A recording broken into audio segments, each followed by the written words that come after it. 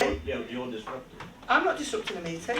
I'm just telling you what I would do if I was them. Several times, so perhaps shush now. Don't tell me to shush. I'll be going out there and telling them what you've told me. Good. Karen, hold on. Karen, I've been don't cast everybody with the same brush.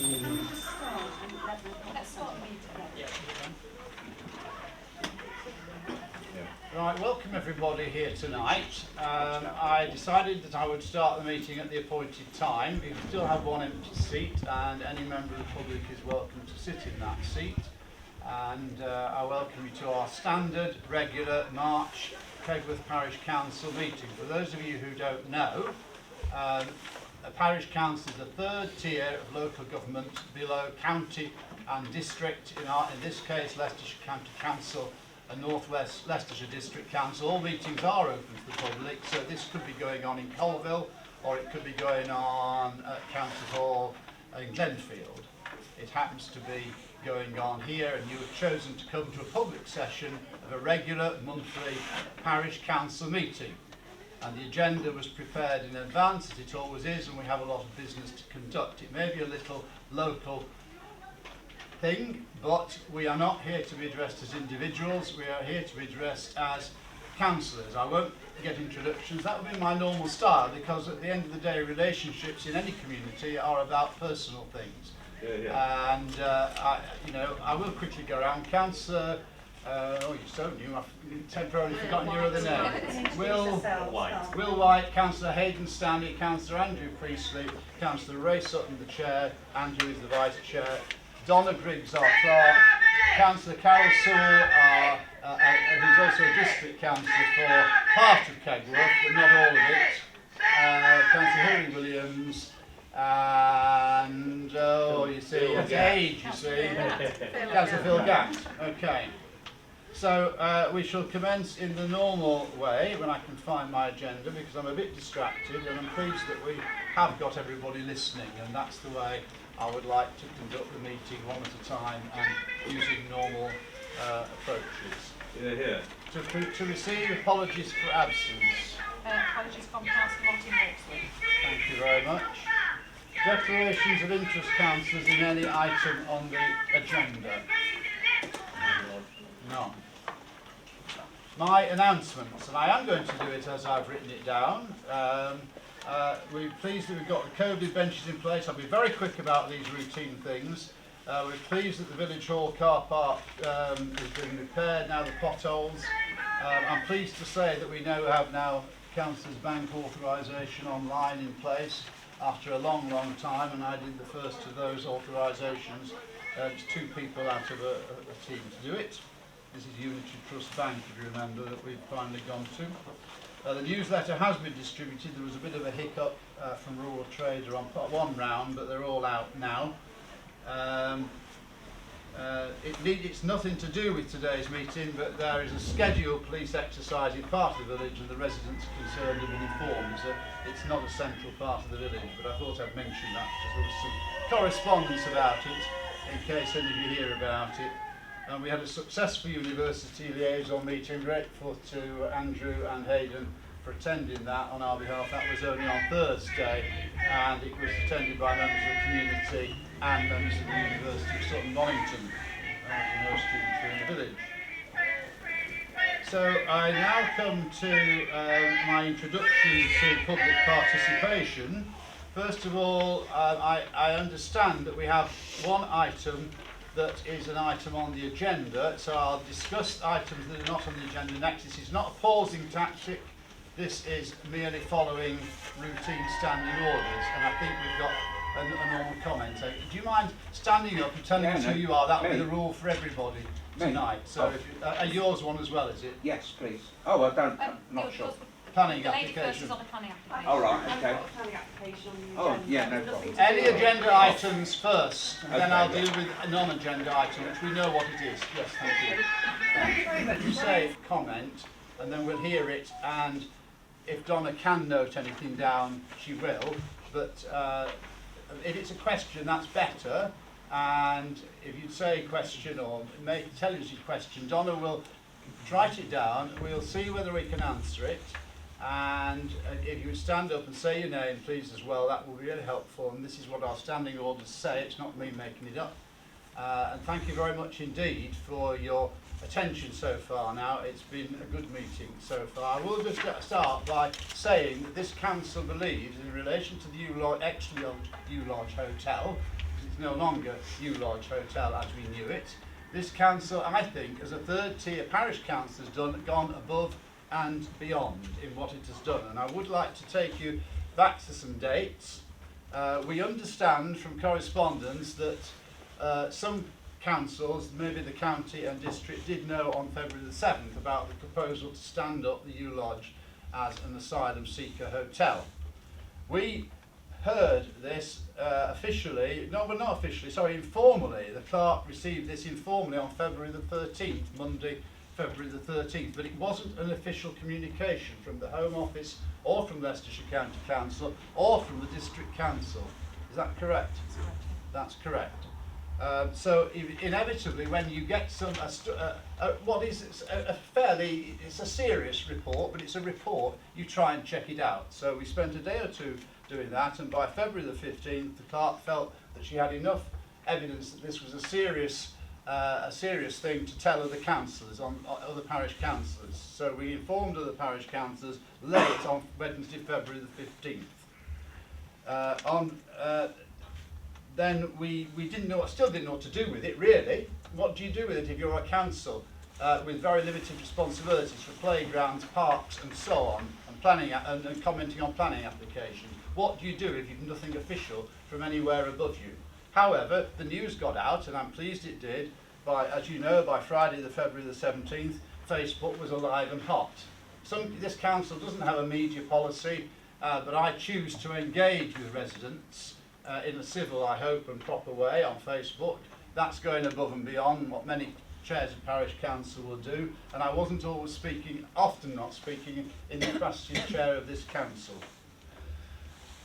So from the Friday, I tried to do that. By Saturday, February the 18th, Councillor Carol Sewell and I, Carol partly in her role as district councillor and as parish councillor, we went to see the general manager of the Yew Tree Lodge Hotel. In fact, on the Friday evening, I had gone to the Kegworth Hotel to find out whether they had any news of accepting asylum seekers, because it had been mentioned on Facebook, and the answer was no.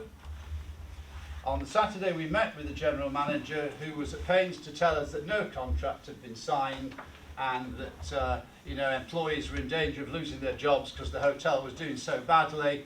The top line was very, very good, but the bottom line was awful, etc., etc. And decision will be made on business grounds.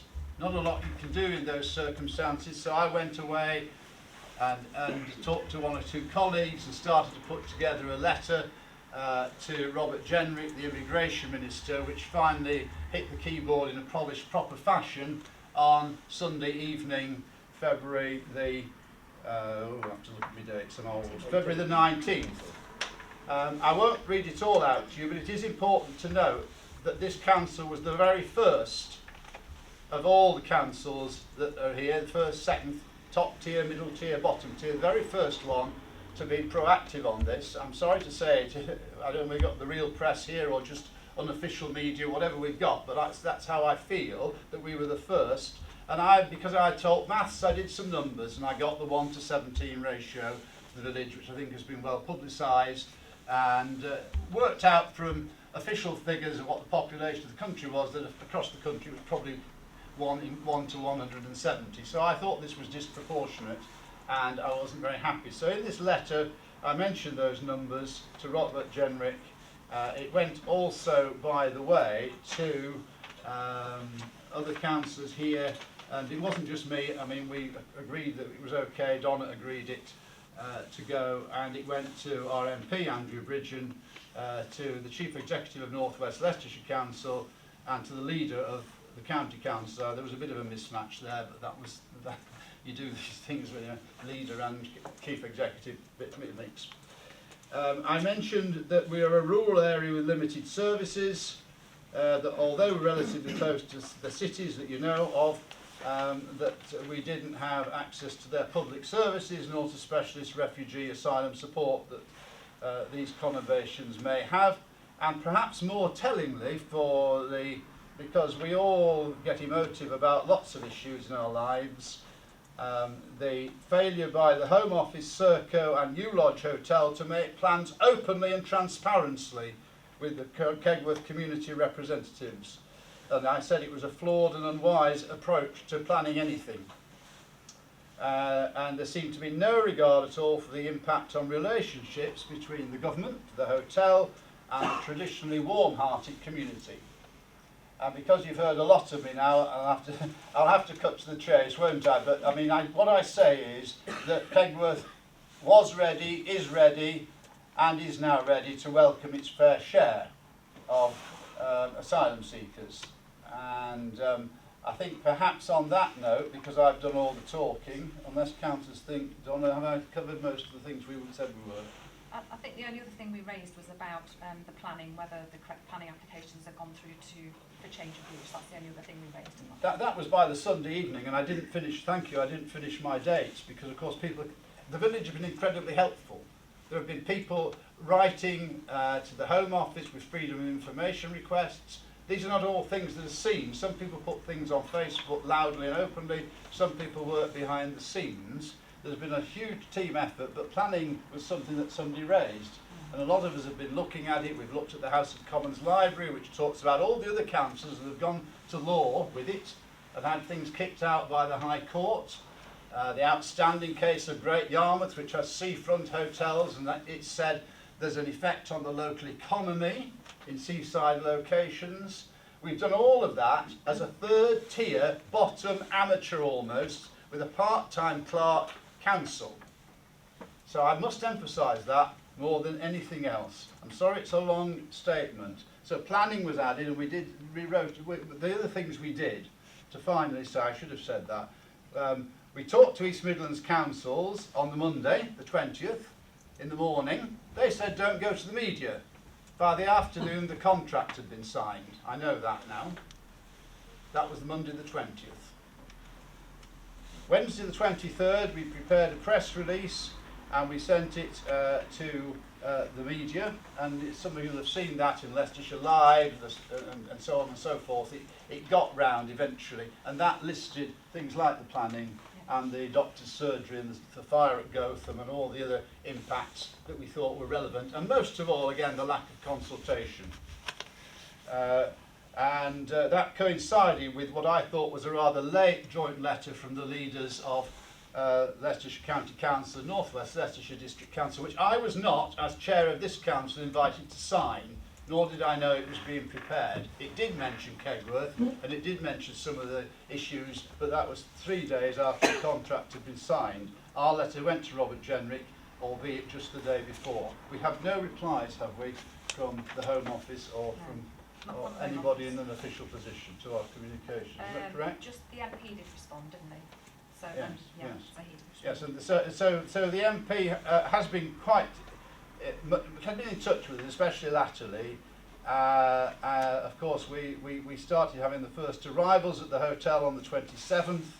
I did an interview with BBC Radio Leicester on Tuesday the 28th last week. That has never seen the light of day, and that was a lot of other residents were interviewed by BBC as well on that day, and very few of those albeit just chat, have actually been used by the BBC. Any of you listen will know what sort of things were put out last week, and that's been very frustrating, I think, for us as a council. That you know we've been doing all this, and to some extent you get no thanks for it. Just to also say, Ray, the Chief Executive at North West Leicestershire she's confirmed that they are seeking independent advice around the planning issue. So we have had a response and we're seeking advice. Yeah. So by Thursday, when Donna was going to go on her long weekend, let's be honest, we're real people here. We thought we should be doing something else because it was a week after our press release. Unfortunately, we did have a communication from our MP, which is included in our statement. I'm quite happy to remind people, if they don't know of some of the detail in that, although we happen to think that well, I think things have moved on again. They move on quite quickly. Do you think it's worth highlighting anything from that one, Donna? It's published. It's on the It's not website published. and It's it's on not- Facebook, no, and it I'm is. sure you've all And, read it. and in that includes, and the MP has said he will take forward, people have been comparing us with Corn and Earl Shilton and the hotel in Northamptonshire. These are all things that we found for ourselves and researched early on. I could almost tell you the story. I put Stoke-on-Trent on Facebook today. We've done all this above and beyond the duty of a parish council, but we're still happy to take further questions and criticisms if necessary, which we will make a note of, and there'll be comments. But there's very few unanswered questions that we can give answers to, but we're very happy to receive them. Question one. So the lady there Can I wanted to please speak. ask, do you really believe, to quote yourself, Kegworth is ready to take its fair share of asylum I seekers? think we're Do you believe that? One at a time, please, and will you please indicate? I will take the gentleman's question. He was the third one he didn't indicate, but I will take the gentleman's question. Do we think that Kegworth is ready to receive these Its fair share, to quote. its fair share? Well, I think I will answer that because I think when I've used the word disproportionate right from the start and worked out the numbers right from Sunday the 19th and sent them back to the Home Office, I think it's fairly clear that I'm saying that 1 to 17 is not a fair share. So I think it's fairly obvious. And everybody's been talking about lack of services. I quoted the parts to you actually from the letter about our rural area with limited services from that letter. So I think in a sense I've answered it, but I'm sorry if you don't feel that, but we can't enter into a dialogue now. Is that so? I'm not asking No, if it's you okay. haven't remotely answered me. I said, do you really believe Kegworth is ready to take its fair share of asylum seekers, as you quoted? Could you make a note of that, Donna? And councillors will decide whether there is a further question to answer. I'm really not sure. Unless any councillor wants to chip in. I'm really not sure what answer. Sorry, could I take your name? Adi Linton. Ada Linton. I'm really not sure what answer that you're actually looking for. I mean, it's entirely possible Just that. to clarify, the gentleman, Mr. Ray Sutton, spoke to Councillor you Ray guys. Sutton in this instance, it's not personal. Councillor Ray Sutton, Councillor Ray Sutton, as opposed to Mr. Quoted Ray Sutton. that Kegworth, representing Kegworth, is ready to take its fair share of asylum seekers. Well, So okay. Is Kegworth really ready? The representation outside there, is Kegworth really ready, in your belief? the situation that we've got is Yes or no? not acceptable. Is Okay. Kegworth really ready to take on its fair share of asylum seekers? Now I'm going to intervene as chair at this point because we have got standing orders to follow. Understood, thank you. We'll take that as a And, no answer. And well, you can take things, but when people take things, they're actually jumping the gun. Well, answer it then. I am going to, as chair, Hear, say hear. I have already. This is already becoming a free-for-all, and I am not prepared as chair to have it. How Isn't convenient. it? Convenient. As soon as they don't like it, it's a free for If all. I can jump in and try to give a straight answer, because I get Yeah, sick that'd of be this if you do. really appreciated. Right. Thank you. So the 1 to 17 thing is based on 250 asylum seekers coming in. I get the ratio. Yep. Ratios, and, yeah. And we have said that that's disproportionate, which basically we're saying that's more than other places around the country, and it's probably too many for Kegworth services because we don't have access to Absolutely services understood. like that. From the protests that I've seen, people are mainly concerned about two things. The lack of communication about this, how suddenly it's all come on and no one's been told anything, and the sheer number of people that, you know, what... Yeah, What about the it's- kids? it's what Protection of the kids. So what about the kids? Just But those things are linked. You know, the number of people is linked to, you know, if people feel unsafe. Because so the council, you guys, have quoted that Kegworth is ready to take its fair share of asylum seekers. I disagree with that. Absolutely disagree with it. The majority of people out there disagree with it. So it was a very simple question. Do you guys really believe Kegworth is ready to take its fair share of asylum seekers, irrespective of the ratio? As chair, I cannot have you running the meeting. No, not remotely. All I wanted was... I think it's fairly clear that you're trying to run the meeting. We have heard your comment. I've asked Donna to write it down. 2 councillors have tried to answer it. You weren't satisfied with my I'll be answer. aggressive next. Right? You're quoting things like majority at us. And so on, and I took your question without you having indicated. I've given you a lot of time, and I would like to move to some of the... There are people indicated. The lady there, please. Yes. Well, could you give us your name and stand up, please? No answer then. Andrea Wilson. No answer. And Andrea Wilson. I live around the Croft.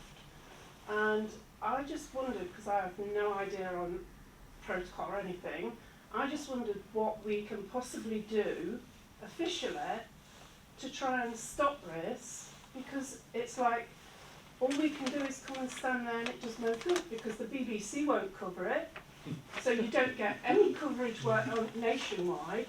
There's villages all around that's having the same problem, but it's not being linked. So how can we get it out there that this is happening nationwide and do it officially? Have we got any way of standing up against what's happening? Do we write to somebody? Do we email somebody?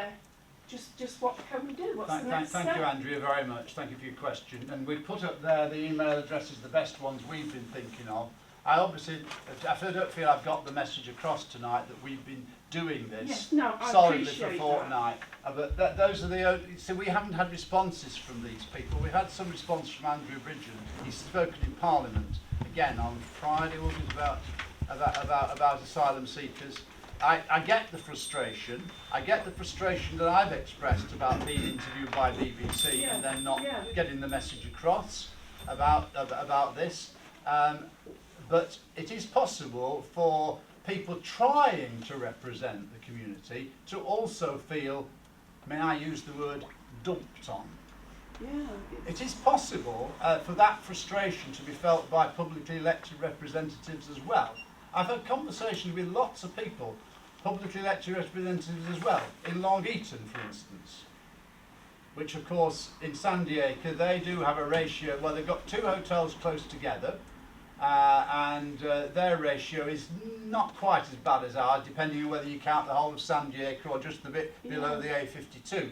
But I mean, it's still a similar case, and this happened in the autumn, and they've been through all this, and they feel just the same way that they have been dumped upon. I wonder whether they've been, well, I sometimes use the word stitched up, because it always feels as though there should be somebody who was consulted who did know, and we've been accused of that.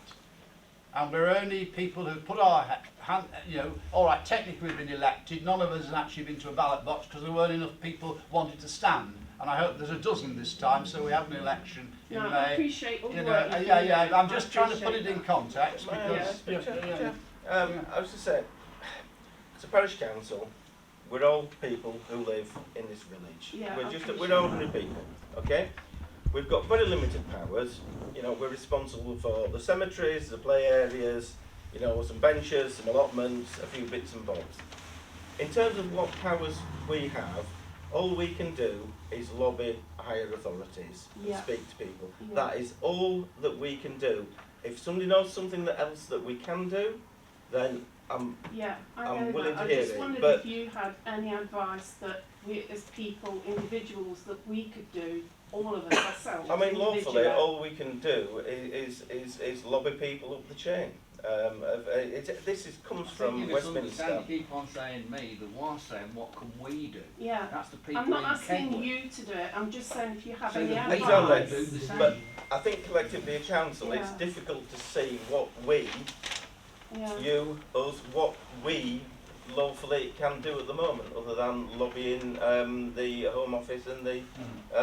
Yeah, but if we all do the same with those 3 addresses we got up there, if everybody in Kegworth did it, and somebody might start to take notice. We're not expecting you guys to do it. No, I mean that is indeed Yes. correct. I Yeah. mean that is something you can proactively do. And could we sort of quote like what an acceptable amount is? Somebody out there said that Kegwood should only have 10. With our numbers, we should only be allowed to have 10 asylum Well, seekers. there's been a discussion on Facebook, and I don't think Olivia Bruce is in here at the moment, but you know, I've had civilised exchanges yet last night, and we agree on around 25. It's probably the proportionate amount if every community in the country was getting the same. I mean, I doubt that anybody can guarantee that, but one minute the Home Office says it's appropriate to use hotels, and then the next minute it seems to say it's not appropriate to use hotels. It's those inconsistencies. Yeah. So I always say we're ready to welcome 25. Okay. But we've already welcomed. We don't know how. I don't know. As I sit here, I don't know how many asylum seekers we have welcomed. I do, and we've got them all by Thursday. Sorry. How many? They're all coming in. They'll all be here for Thursday. I've just found All out. 200. All 250. 250. Yeah, by Thursday. Okay. I've just found that out. You see, I mean, I think I have to say that I share your frustration about information, and I'm pleased you've said that, because it's all, when you don't have information, you don't know what to believe. No. And today I found somebody who knows an awful lot more than I do, because they're in touch with Serco, who run the contract, and you know that, I think, don't you, that Serco run these contracts in the East Midlands anyway. There are different companies in different parts of the country. And I'm not saying that people shouldn't be in touch with Serco. It's actually somebody who's been trying to support, and I mustn't leave out the needs of asylum seekers. I know there are some people who would want me to do that, but somebody who's been in touch with the needs of asylum seekers in another community. So Serco have said, oh well, you know, why don't you come and try and support the asylum seekers in Kegworth? And so that person knew an awful lot more than I did. I'm not prepared to divulge it now because it wouldn't be appropriate. Because it was told me, just as you've shared it here now, I'm not going to start sharing what nobody... We have to work on official information, don't we? And that's not often understood. I might put something on Facebook, but I cannot speak for the council unless Donna has had that officially. And that's been a real problem. A real problem. We don't actually have anybody to speak for the Home Office today, or because everybody says we didn't know and we never were consulted. So assuming the fair share that you thought Kegworth was prepared to, is ready for, of possibly 25. I'm really sorry, Amy. The gentleman here has been indicating for ages. And there's still the people indicating. Is Kegworth now ready for 10 times the amount that you did believe that we were ready for? Irrespective of what we may think or not think, somebody else has made a decision of what the number is, and that's 250. Totally agree. So I just don't want you guys representing me. No. Or a lot of my friends view, saying that we are ready, because we're not. We're not ready. We The can have village a is not view ready. as a council, okay? Absolutely. But any comment that I make or Ray makes isn't the comment of the council. That's The village personal isn't comment. ready for 25. Well, okay. Let alone 10 that's times. your opinion. I'm sorry. Fine, I'm move sorry. If I may speak, I only can call you Adi because I can't remember your other name. You're welcome. You know, No, that's fine. but Adi, First name I change know as you well. asked the same question, and I know you're not happy with our answer. And, You didn't give me an answer, I Ray. respect. You didn't Well, answer me, okay. Ray. You're not happy with anything. No, But that- will you please let other people have a turn? Absolutely, yeah. The gentleman here has been waiting for ages, sir. I'm quite willing, but okay, so Do you mind standing and telling us who you are? Thank you. okay. So I'm Wayne Kidgey. I've been a resident of the village for about 2 years. Thanks for I that think- as well. I That's think- helpful. Thank you. Chair, I actually think the councillor has quoted something what's slightly wrong about the feeling in the village. Yeah. Okay. There's people in the village who have been affected by what's happened at the hotel. Loss of facilities, loss of jobs. Definitely. Yeah.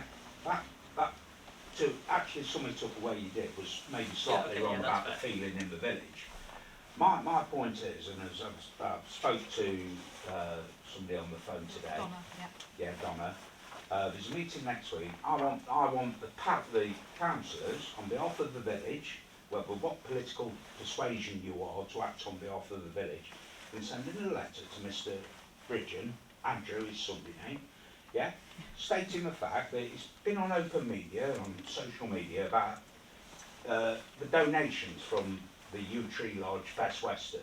I think that's dirty money. We've got people, apparently, I was told, there's one person who lives in the village who, in a time of hardship and recession, has been made unemployed through no fault of their own. There's a donation on there of £3,500, yeah? I think we asked for that, for him to either donate it to charity or to the parish council to either help this person out who's got maybe in financial difficulty, might not have money to feed the children, might be going to a food bank somewhere, we don't know. I don't know.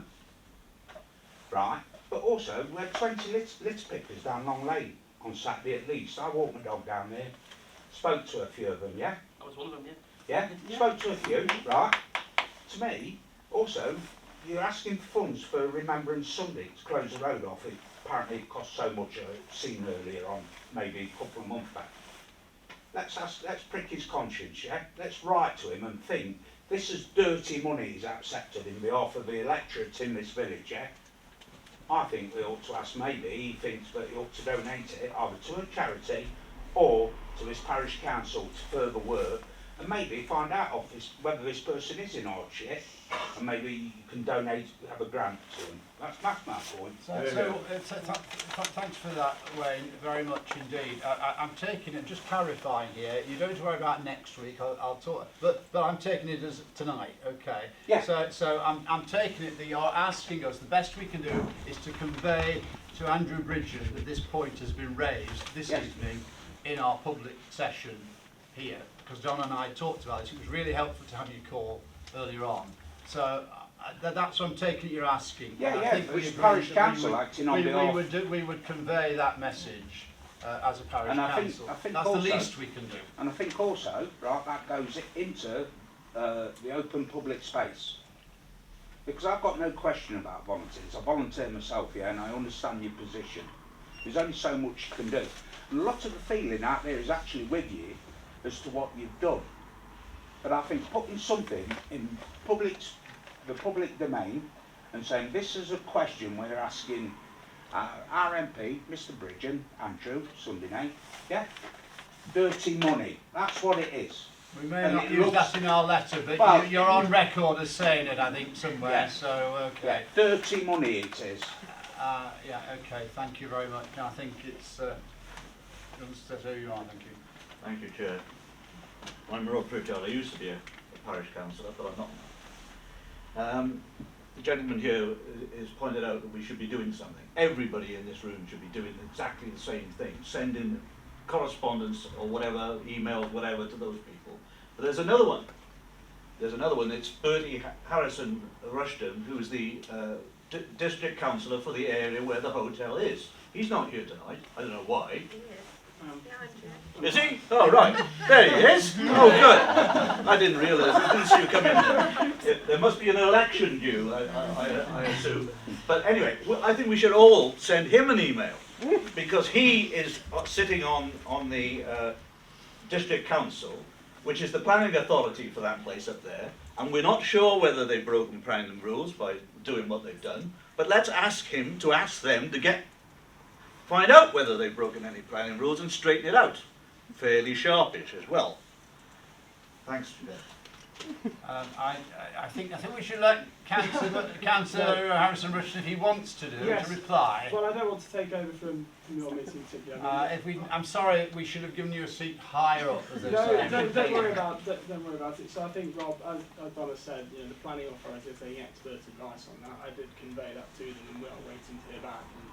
As soon as we hear back, Alison is in touch with Donna, and as soon as that information comes through, we'll make sure it's heard. But I think the point here tonight isn't take away from your meeting, Chair. It's really just so I can meet residents and just listen. So I don't intend to take over any more airtime, but thank you for having me, and thank you everyone for making their views clear. And if anyone wants to have a conversation outside this meeting, I happen to pick up the phone another day or email, but as I said, I don't want to disrupt from your meeting tonight. From our councillor, is that correct?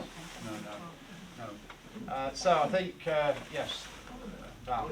Hi, mine's a comment. My name's Val Fahy. I've been a resident of Kegworth for almost 66 years, and I agree that it's too many people coming into the village.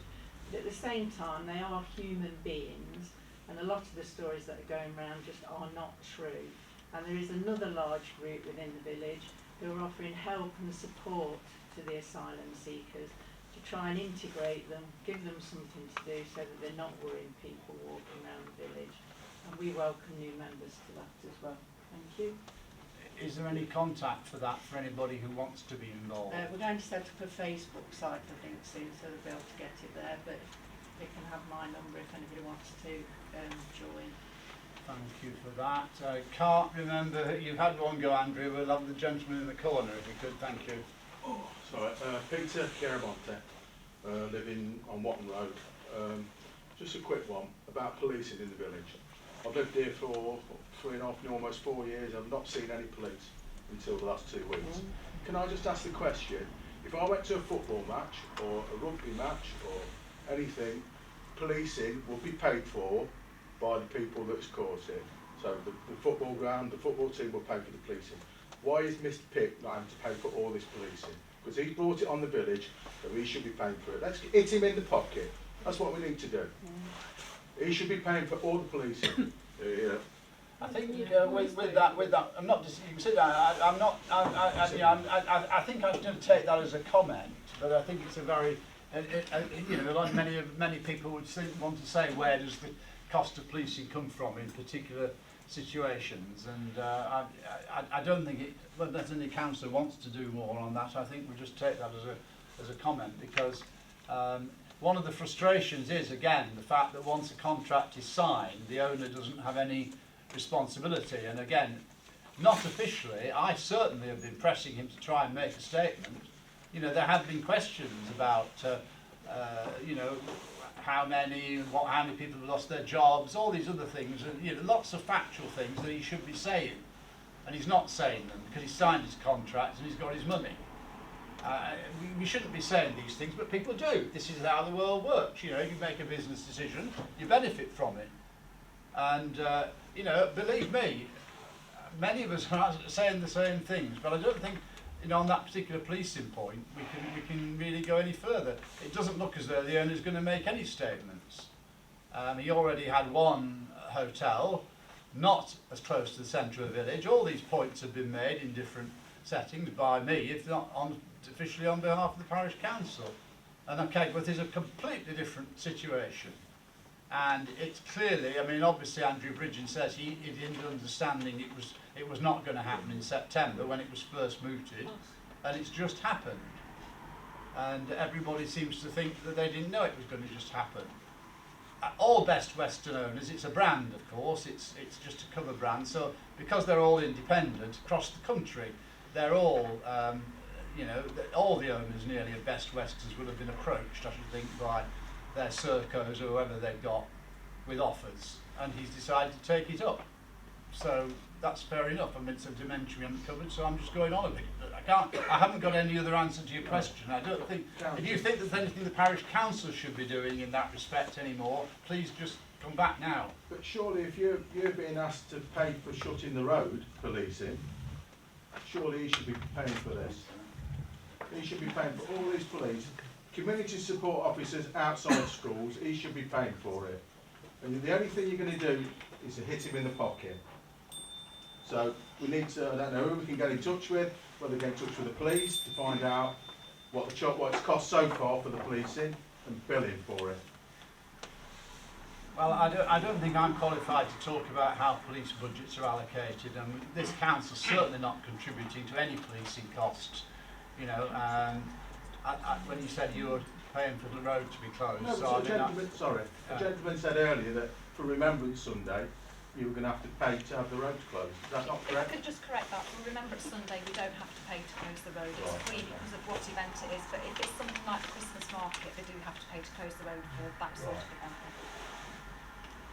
But that's not a police matter, is it? That's just a no, that's not policing in the same standard traffic regulation order, and one Kegworth for the whole of the year gets a single order, which costs less doing it that way, don't they, for all the events. And the policing comes through your council tax bill, doesn't it? So Exactly. is it the county council, I believe, that probably... Oh, it's a separate amount. It's a But it's separate not, amount. like our precept is a separate amount. The fire authority is a separate amount. I think what you need to appreciate is this contract with U Lodge is a contract from the government. Dirty money, mate. Dirty It's a contract from the government. So at the end of the day, as taxpayers, we pay for everything anyway. I understand that, but if I was going to pay for the security outside there all the while, who's paying for that? Is that coming out of his money, or is that coming out of our pot? What Oh, we're I see. paying? At the hotel, Coming from at us, U Lodge. taxpayers. At U Lodge, it's the Serco operation, so it's all Serco security. And that'd be the Home Office, wouldn't it?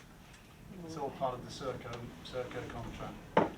Right, Andrea, you're very patient. I should have let you put your hand down. Yeah, I go. don't even know if it's relevant or whether you want to know, but Serco are offering people that have got their houses up for sale money to buy them in the village. There's one next door to Sorry, me. I didn't hear that for the traffic. Serco are I think I offering... got hearing aids in, wouldn't you? Sorry. Serco are offering people that have got their houses up for sale money to buy their houses Over and above. over and above the asking price. And that's their policy. They've done it to Yeah. my neighbour, Yeah, that's their my policy. adjoining neighbour in an old person's bungalow. Just in time. I for you don't then, want don't people Right. like that living next to me. How can you stop it? Well, we can't, can we? If it's a private sale, we can't. Is that not a question though for if this councillor here is above this level of councillors here, right, and that's been made, that they're circumventing basically law and planning, because part of the planning is apparently, but if it has an impact and the value of the property goes down, yeah, part of the contract, but Serco are now, if that's the case, are circumventing that part of the law to suit themselves. Point of clarification, I mean, I don't know what the provenance of this information is, but Well, it's Serco my are neighbour. buying properties for the purpose of... Putting Asylum seekers. putting asylum seekers in them. So if they were putting asylum seekers in what was a private residence, okay, that would make it effectively a HMO, which would be subject to planning, so it would have to go through a planning process Would it? and be approved. I mean, I may be wrong on that one, but that sounds like a HMO to me, because you would have unrelated people multiply occupying a premise. It depends how many there were, potentially. But we've got chapter 4. We've got one on the agenda Article tonight. 4. If it was a HMO. three-bedroom property and 3 people lived in that house, it would not need to be a HMO. It would, because we've you got have Article 4. 3 unrelated people living in the house, they have to apply. Yeah. So at the very least, we'd be notified about it. So it wouldn't need planning application. It wouldn't. Yes, it would need a planning So, in application. some places it doesn't, but because we chose to implement Article 4, it does here. It does in It doesn't Kegworth. everywhere across the country, but here it does. But It's isn't merely a the means of point, getting it to come to planning when it wouldn't normally come to planning under Article 4. but isn't the point that Serco are actually sort of paying over market price to get around the planning? No, it doesn't get. They've still got to go through. Not on an HMO. What I'm talking about, what they've done up at the lodge, yeah. It says something about the impact on residents nearby. Some comments on social media. So what they're doing is circumventing the law in a sense by paying over the market odds, so there's no questions about the value of the house and an impact on, like an impact assessment on the people who are living opposite the hotel, yeah? Because if the property went down, you've got an objection, I believe, under planning. So what they're doing, they're circumventing the law by paying over to get around that, to actually undermine fundamentals to me, and I think that's a matter for this guy here. No, yeah, it's a point. It's well worth investigating completely. Yeah. I'm no worried question. to No, death. please share that information, and we can come back to you. But I think if somebody, I know it's hard because if somebody's agreed to it, they're not going to, there'll be a gagging clause to say they're not allowed to talk. But I mean, if it's possible to put us in touch with the particular Bertie and or ourselves with a particular case where we can, you know, investigate it further, that would be helpful. Yeah, well, he has said that he wouldn't do it to us. The person who's leaving the house, he said he won't take it.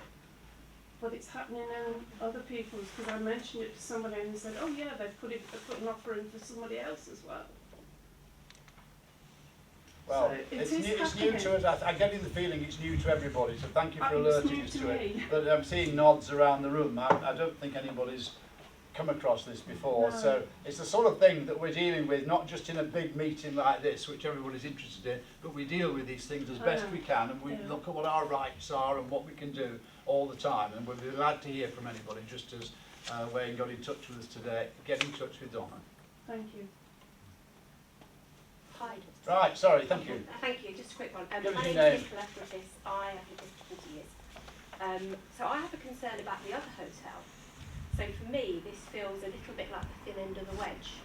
So we've got people that come in and Jerry Pick has signed a contract. What kind of protection can we have, or can the parish council be proactively managed that the other hotel doesn't also sign a contract? Because actually that's what's happened in Long Eaton, hasn't it? You've got 2 hotels now. I'm sure it started out as 1 hotel. So for me, you know, this is what's happening now, and it'll be managed however it's managed, and we'll protest. But actually, what is going to happen in 6 months' time? What's going to happen in a year's time? And actually, that does keep me awake at night. Actually, we'll then have 2 hotels in Kentworth, because why not? Got one, just fill up the other one. And who wants to get in a fact, hotel next to asylum and seekers? it's a good point, because in fact, because we would be well above Long Eaton, they're near to Long Eaton's ratio now, and they started with the Best Western and then they went on to the Novotel a fortnight later, I'm informed today. Yeah. You know, so it is a very good point, and I think, could we write, Donna, to, I don't know who we write to specifically name that so that it's on an agenda. We'll write to as many as we can think of, including, well, as we did with, on the February the 19th with Generic, we'll write to all we can. To the Home Office Properties Yes, meetings, I know. councils and copy everybody in. Sometimes wish I could discuss these things with Suella Braverman personally. That would be rather nice, wouldn't it? It'd be rather nice. Make my life a lot easier and everybody else's. Wayne. So, obviously you've said that Andrew, yeah? Next week we've got a council meeting, parish council meeting, I'll yeah? come to that, yeah. And you've invited him, but already you've stated he's got parliamentary business on him. Tonight. And Yeah. next week. And next week. And next week, so he's removed. declined, yeah, Yeah. so he's shoved us. So I would basically say from that, yeah, we need to put pressure on him. Okay, he's up for election at some time or another. Can you not just move it from a Monday so we can attend? I think we'll turn to this other meeting now just to clarify it, and then Donna can come in after me. But it is hard for people to... When I got onto the council, I couldn't understand annual parish meetings either, so there's no criticism here. It's ancient, all this legislation. I think it probably dates back to a time when parishes, civil parishes, were separated from church parishes or something. But it is a requirement in law that every parish, that's the area, right, has an annual parish meeting. It is the parish council's duty to call that meeting. That's all we have to do, and I think am I obliged to give a report, probably, of what we've been doing. But it isn't a meeting of this council, it is a meeting for the village, for the parish. And I happen to give a chair's report, and I'm afraid if you're there you'll hear from me again and it'll be boring, but I'll try you some printed copies, and it'll be about the year of what we've done in a year. I know this is the one that matters, but that'll be one item, and there's an agenda already published, isn't there? And it covers, what does it cover, can you remember offhand? We've asked district councillors to report, county councillors to report, the police to give a report. This is standard stuff. It's all standard stuff, and then there's a section, agenda item number 6, I think, which is questions. So it is the parish meeting, it's your meeting. You can raise any questions that you want answers to, and the parish council will try and facilitate that. The answers won't necessarily come from us, but you know, we'll try and find the answers for I think you. the question is, can it be moved? So Vision can It can't, unfortunately, because we've published the date of the meeting. I encouraged Andrew Bridgen to hold his own meetings. So I suggest we encourage that he organises his own meeting. Would it be this meeting's wish to write to Andrew Bridgen and say that he should organise his own meeting on a Friday? Yes, please. Yeah. Could you do that, Donna? Yeah.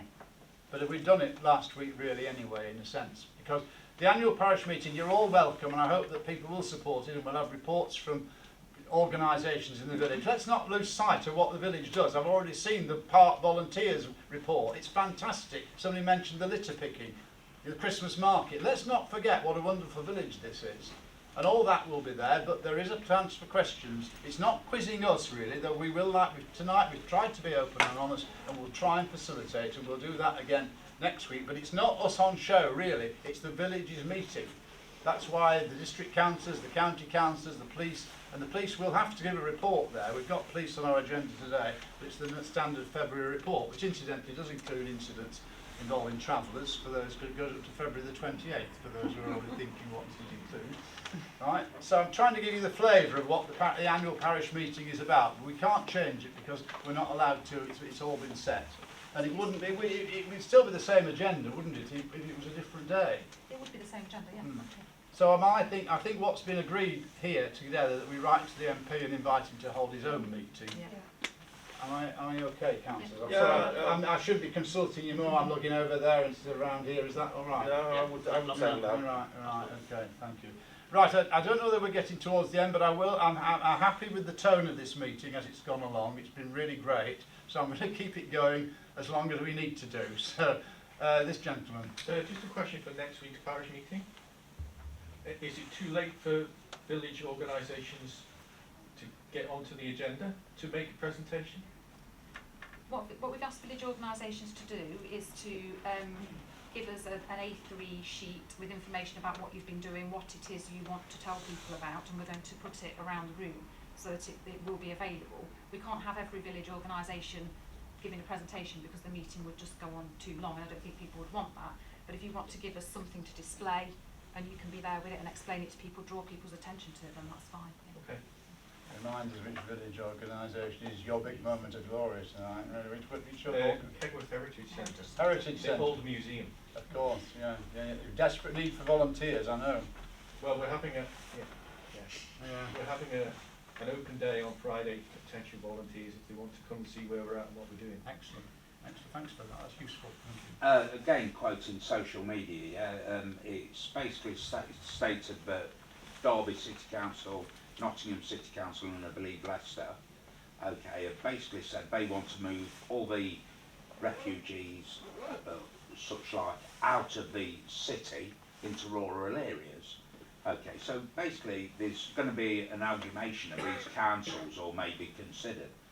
So, in a sense, if that's a policy of all three of them, how does the council and the councillors seeing that impacting us as a village?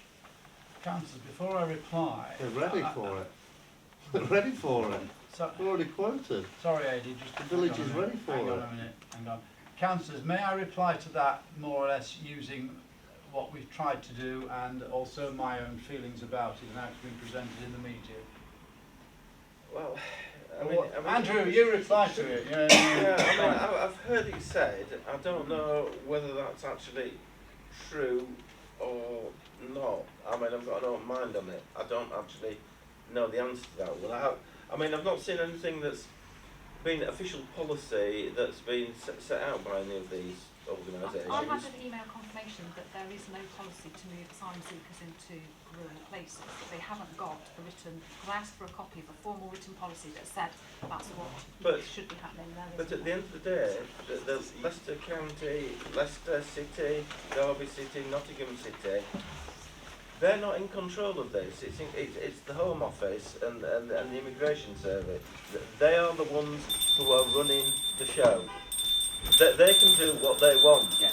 We don't have any power. Just on that, okay, so it's basically, in a sense, that the lecturers in them areas put forward somebody suitable to be basically a mayor of this amalgamation, yeah? And I believe that's the leader of the council in Nottingham, who's put himself forward. Lovely bloke, full of waffle.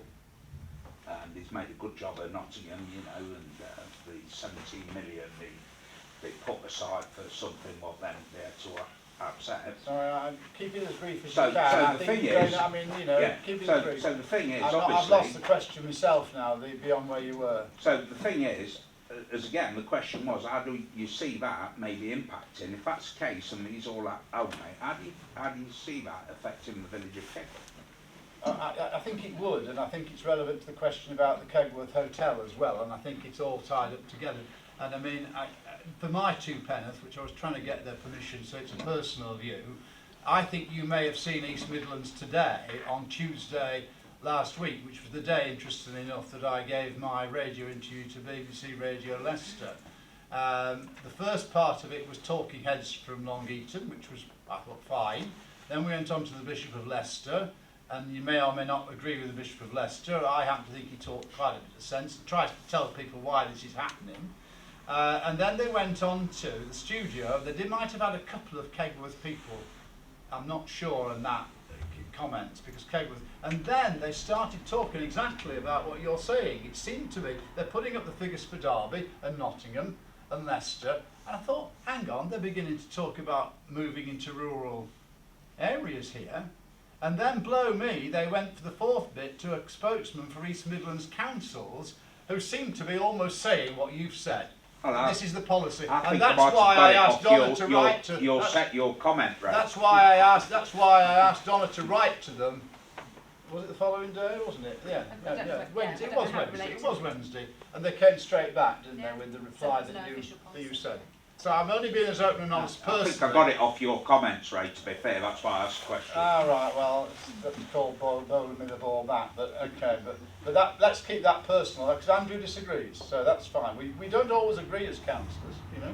Anybody else want to chip in on whether rural areas are being conspired against? Don't know enough about it, Ray, to comment really. Right, there you go. But I think added, you know, we've had this alert about we've got another hotel, so it's a very, very good point, I think, and one to follow on. And I do think mostly people are alarmed that it's all young men and not families. I think if it were families, they'd be accepted and helped. Yeah. But because it's all this young men, what do normal young men do when they're that age? They don't. Well, I think this is the problem. I mean, in terms of what you say, what do young men of that age do? They do all sorts of things actually, and this is where we need to hear the personal stories. Now, many of you will differ from me. I like to hear personal stories. I've talked to a few people today, and some of people who might think are very sympathetic, and yet I thought they didn't tell me much about themselves. I told you all about myself, and these young men have got stories. And somebody was telling me today. There are people who've already, as has been indicated, I think might be Val, that there are people already starting to work with asylum seekers in Kegworth, and they know some of the personal stories. Somebody said, oh, if they're Afghanistan, then it's fine, everybody was sympathetic. And of course there are people there who are working for the UK government, and there were translators, and there's people who speak English and Pashtun and all the rest of it. We can't prejudge because we haven't met and we don't know. No. And we don't know what their personal approaches to anything are. Somebody said, have they all got diseases? Is this bringing a lot of disease into the village? No, but you laugh, but somebody did. I don't come to you and say, have you brought disease into here now? We've got our light there in the corner still from COVID if you want to use it. It's just how we approach these things. And yes, and a lot of men together, and Don and I have had this discussion, haven't we, about, I said I get afraid when there's a lot of women together. But that's flippant because you told me off.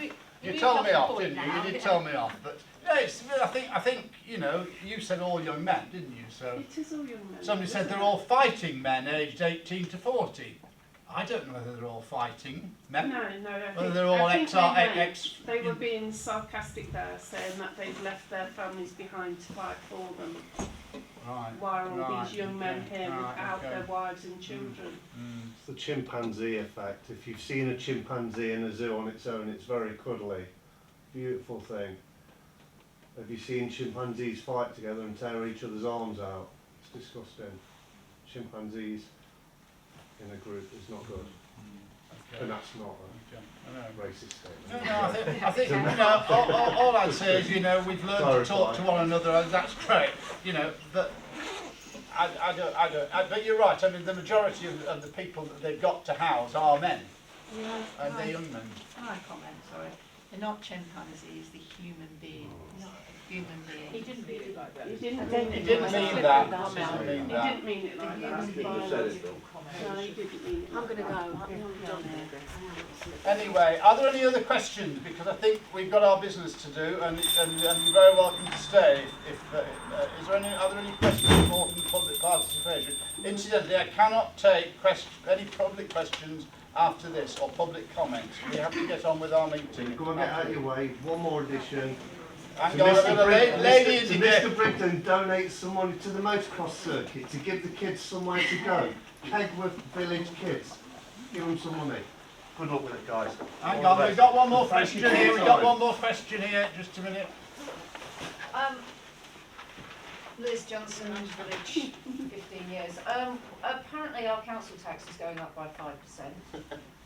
Any chance that it doesn't because of what's going on? Have we got a leg to stand on Additional policing. about not having an increase in our council tax? I mean, how do we fight that?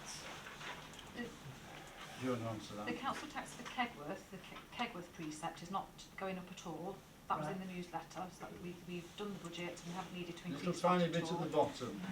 I don't know what the county council and the district council are doing. I haven't heard their figures, so if it goes up, it won't be the parish council element of it.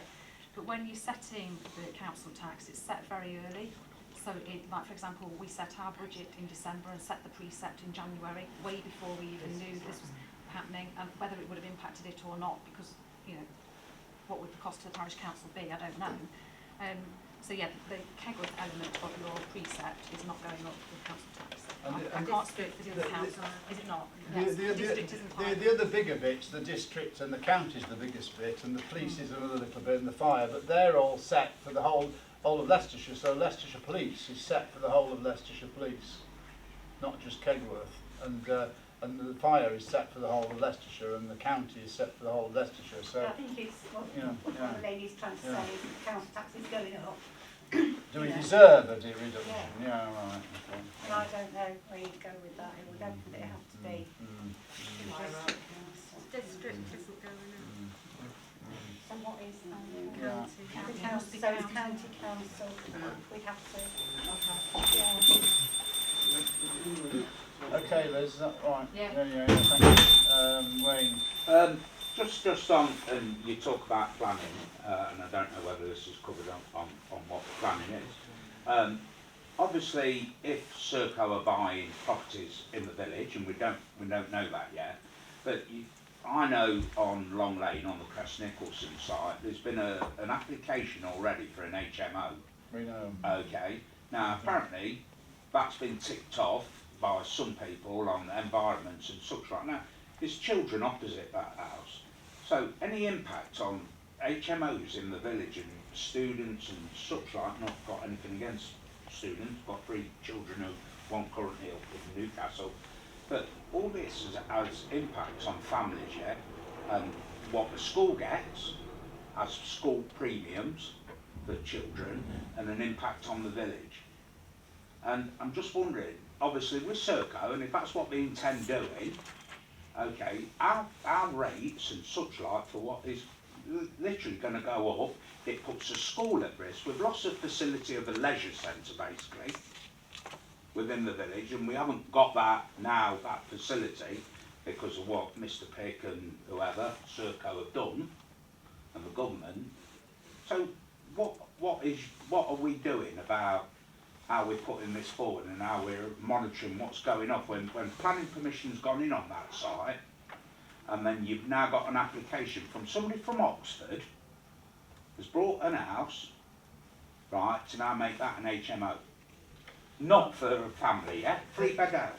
Yeah, this council has spent a lot of time, and obviously we don't have well-attended meetings, unfortunately, but it's spent a lot of time on the HMO issue, and I don't think probably tonight is time to go into detail, but we are concerned, take any particular group out of it, just the number of HMOs, and we've been to Charnwood and we've seen that they've got planning policies that talk about HMOs in the way North West Leicestershire, because remember Charnwood's a district, North West Leicestershire, but North West Leicestershire have not, so we've got a promise, haven't we? Yeah, we have been in discussion with the planning authorities and the chief executive at North West Leicestershire, because what is called the local plan, which is for the district, is currently being revised, and we're saying there are no specific policies relating to HMOs, and we in Kegworth here have quite a unique situation.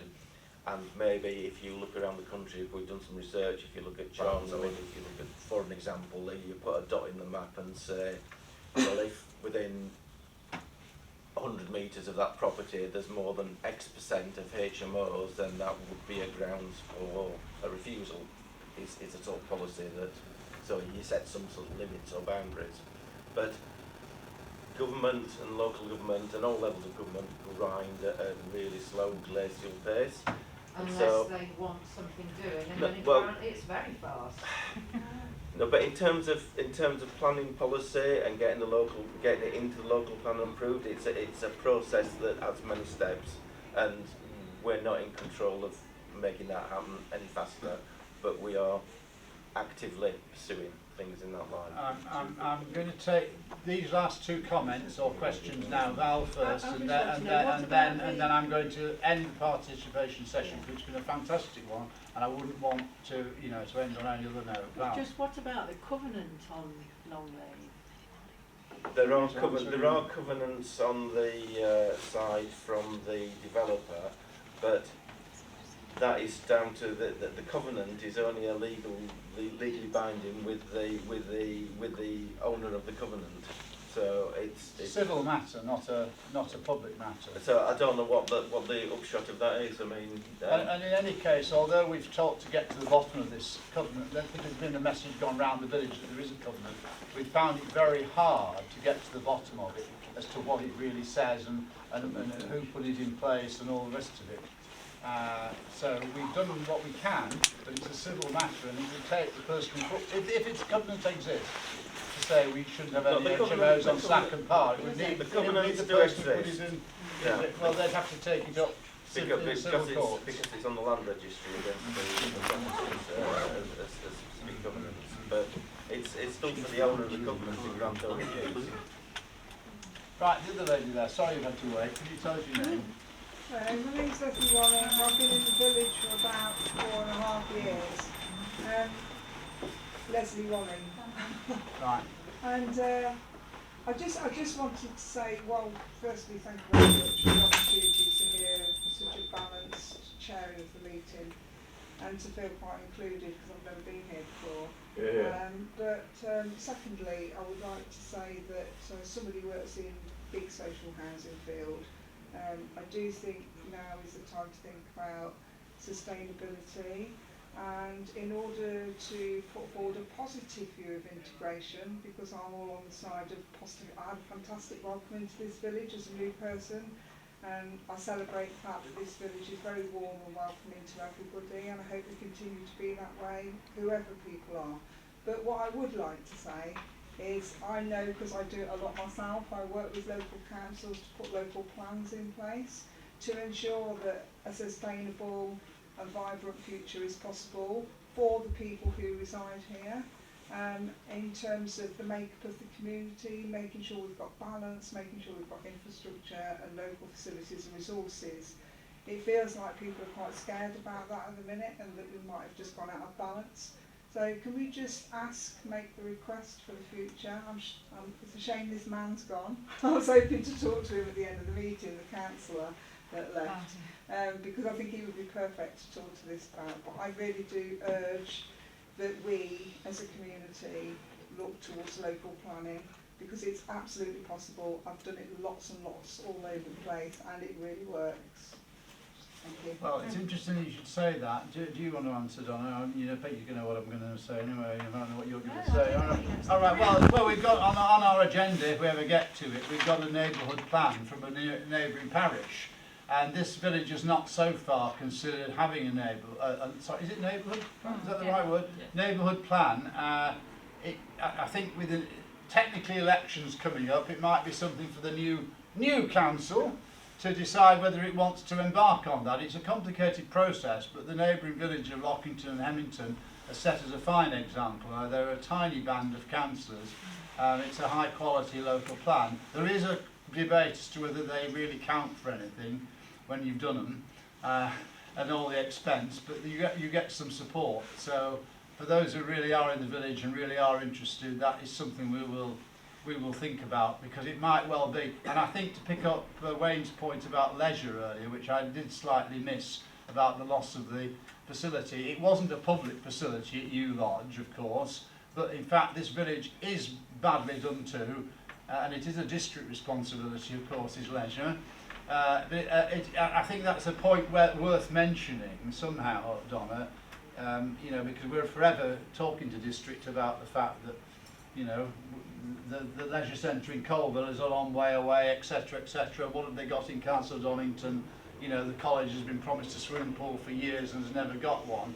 So I think it's a good time to at least somehow put together a letter talking about the fact that, you know, we've now got an emphasis on the need for leisure and a balanced community, and although it's a private facility, we've lost another private facility. We're already struggling for football pitches because of the HS2 embargo on the land by the M1 and so on. So I think it's a good time to do that. But there's two things there: there's neighbourhood plan and there's leisure and balance. Should I just say, councillor, a local plan is quite different to a neighbourhood plan. So I think. Sorry, did I say local again? I meant neighbourhood plan. So I think neighbourhood plans are fantastic because they can bring all sorts of partnership resources together. I've got lots of money out of neighbourhood planning in the work that I do.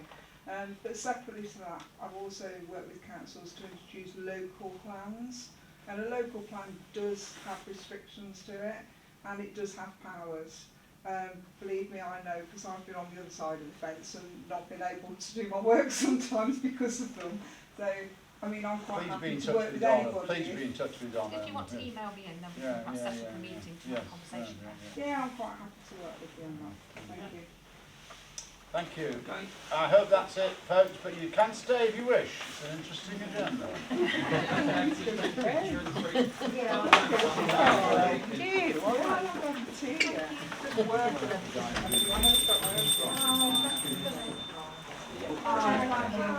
you.